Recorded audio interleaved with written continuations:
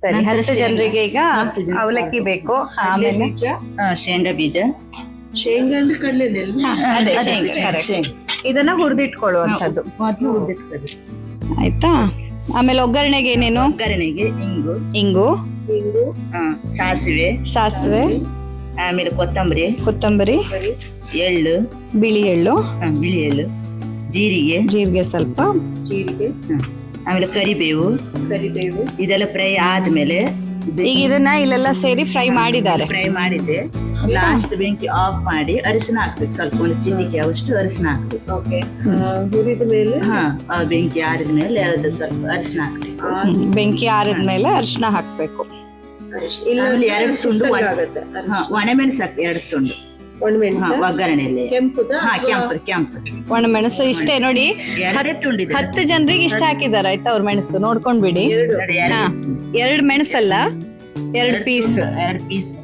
ಮೆಣಸಿನಕಾಯಿ ಅಂದ್ರೆ 2 ಅಂದ್ರೆ 1-2 ಮಾಡಿ. 1-2 ಮಾಡಿದ್ದೇನೆ. ಓಕೆ, ಮೆಣಸಿನಕಾಯಿ 1. ಆಯ್ತಾ. ಆಮೇಲೆ ಆದ್ಮೇಲೆ ಅದನ್ನ ನುರಿಬೇಕು. ಇವಾಗ ನಾನು ನೋಡಿ ತೋರಿಸಿ. ಮತ್ತೆ ಇದು ಇಂಗು, ಸಾಸಿವೆ ಎಲ್ಲ ನಮ್ಗೆ ಎಷ್ಟು ಬೇಕು ಅಷ್ಟೇ. ಎಳ್ಳು ಸ್ಪೂನ್ ಎಲ್ಲ ಇಷ್ಟಿಟ್ಟು ಒಂದು ಚಿಟಿಕೆ ಎಷ್ಟು ಹಾಕುದು. ಎಳ್ಳು ಮಾತ್ರ ಸ್ವಲ್ಪ ಜಾಸ್ತಿ ಹಾಕ್ತೀರಾ? ಹಾಕ್ತೀನಿ. ಎಲ್ಲದನ್ನ ಸ್ವಲ್ಪ ಎಳ್ಳು ಮಾತ್ರ ಒಂದ್ ಸ್ವಲ್ಪ ಜಾಸ್ತಿ, ಎಳ್ಳು ಜಾಸ್ತಿ. ಒಂದ್ 3 to 4 ಟೀ ಸ್ಪೂನ್ ಆಗೋಷ್ಟು ಹಾಕಿದ್ದಾರೆ. ಓಕೆ. ಈಗ ಇದಿಷ್ಟಾಗಿ ಇದನ್ನ ಹುರ್ಕೊಂಡ್ಮೇಲೆ ನೆಕ್ಸ್ಟ್ ಈಗ ಮೇಲೆ ಈಗ ಪಾತ್ರೆಯೊಳಗೆ ಹಾಕಿ ಅದನ್ನ ನುರಿಬೇಕು. ಈಗ ತೋರಿಸ್ತಾರೆ. ಪುಡಿ ಮಾಡುದನ್ನ ಕ್ರಶ್ ಮಾಡ್ಕೊಳ್ಬೇಕು, ಒಂಚೂರು ಕ್ರಶ್ ಮಾಡ್ಕೋಬೇಕು.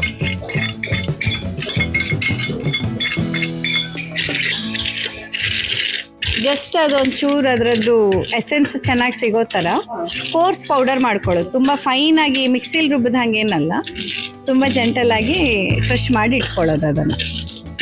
ಮತ್ತೆ ಇದು ಮಾಡುವಾಗ ಅದು ತಣ್ಣದಿರ್ಬೇಕು. ಆಯ್ತಾ, ಒಗ್ಗರಣೆಗೆ ಏನು ಹಾಕಿರ್ತೀರಲ್ಲ ಅದು ತಣ್ಣದ ಮೇಲೆ ಈ ಪ್ರಕ್ರಿಯೆ ಮಾಡ್ತೀವಿ. ಹೌದು, ಬಿಸಿ ಇದ್ದಾಗ ಅಲ್ಲ.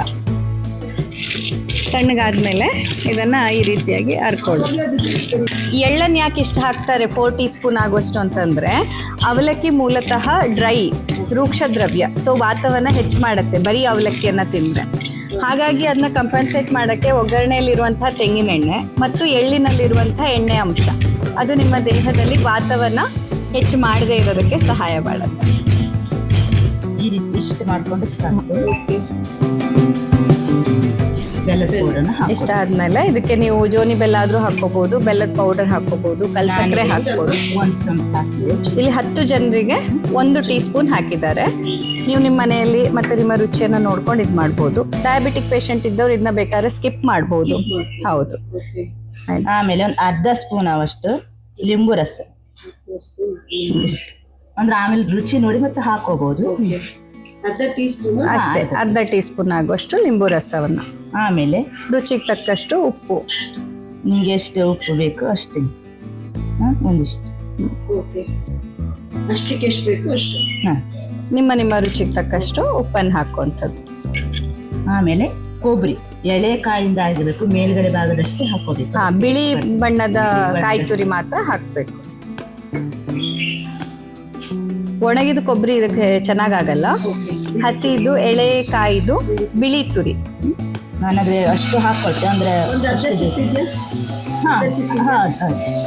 ಇಲ್ಲಿ ಈಗ 10 ಜನಕ್ಕೆ ಆಗಿರೋದ್ರಿಂದ ನಾವು ಈ ದೊಡ್ಡ ಬೌಲಲ್ಲಿ 1 ಬೌಲ್ ಅಂದ್ರೆ ಸಾಧಾರಣ 1 ಫುಲ್ ಕಾಯ್ದು ಇದೆ. ಅಂದ್ರೆ ಬಿಳಿ ಇದ್ರದ್ದು 1 ಕಾಯ್ದಿದೆ, ಸ್ವಲ್ಪನೇ ಸಾಕಾಗತ್ತೆ. ಇಲ್ಲಿ ಕಾಯಿ ತುರಿ ಕೂಡ ವಾತದ ಅಪೋಸಿಟ್ ಆಗಿ ವರ್ಕ್ ಆಗತ್ತೆ.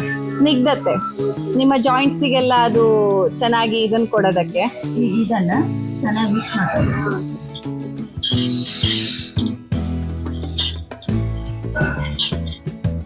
ಮತ್ತೆ ಈ ತರ ಕೈಯಲ್ಲಿ ಕುಟ್ಟಿ ಮಾಡಿದಾಗ ಅದ್ರ ಫ್ಲೇವರೇ ಬೇರೆ ಇರುತ್ತೆ.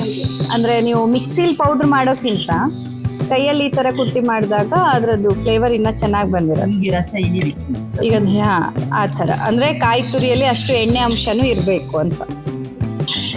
ಹಾಗಿದ್ದಷ್ಟು ನಿಮ್ಗೆ ರುಚಿ ಚೆನ್ನಾಗಿ ಸಿಗುತ್ತೆ. ಮಿಕ್ಸ್ ಮಾಡಿದ್ಮೇಲೆ ನಿಮ್ಗೆ ಅವಲಕ್ಕಿ ಇದಷ್ಟನ್ನು ನಾನು ಕಾಲು ಕೆಜಿಯಷ್ಟು ತಗೊಂಡಿದ್ದು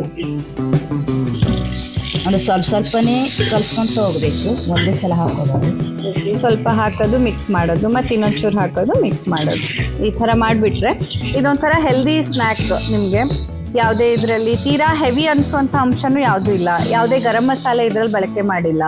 ಆಮೇಲೆ ಈರುಳ್ಳಿ, ಬೆಳ್ಳುಳ್ಳಿ, ಟೊಮ್ಯಾಟೊ ಬೇರೆ ಅಥವಾ ಯಾವುದಾದ್ರೂ ರೆಡಿಮೇಡ್ ಪೌಡರ್ಸ್ಗಳು ಅಥವಾ ಮಸಾಲೆಗಳು ಏನನ್ನೂ ಬಳಸಿಲ್ಲ.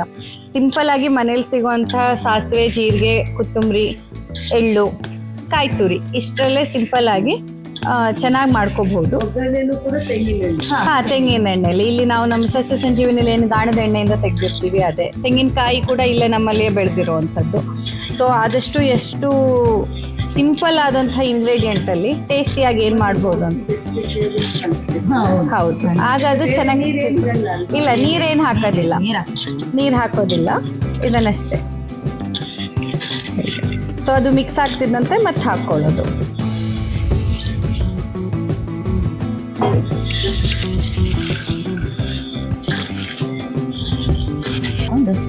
ಲಾಸ್ಟ್ ಎಲ್ಲ ಮಿಕ್ಸ್ ಮಾಡಾದ್ಮೇಲೆ ಮೊದಲು ಹುರಿದಿಟ್ಕೊಂಡಿದ್ದ ಶೇಂಗಾ ಏನಿತ್ತು ಅದನ್ನು ಹಾಕಿ ಮಿಕ್ಸ್ ಮಾಡಿಬಿಟ್ರೆ ಸಿದ್ಧ. ಇನ್ನು ಟೇಸ್ಟ್ ನೋಡಿ ನೀವು ಹೇಳ್ಬೋದು ಹೇಗಿದೆ. ಸೊ ಇಲ್ಲಿಗೆ ಸಿಂಪಲ್ ಆದಂಥ ರುಚಿಯಾದಂತಹ ಅವಲಕ್ಕಿ ಸಿದ್ಧ. ಸೊ ನಮ್ಮ ಶೆಫ್ ಸುಮನಾ ಅವರೇ, ಥ್ಯಾಂಕ್ ಯು.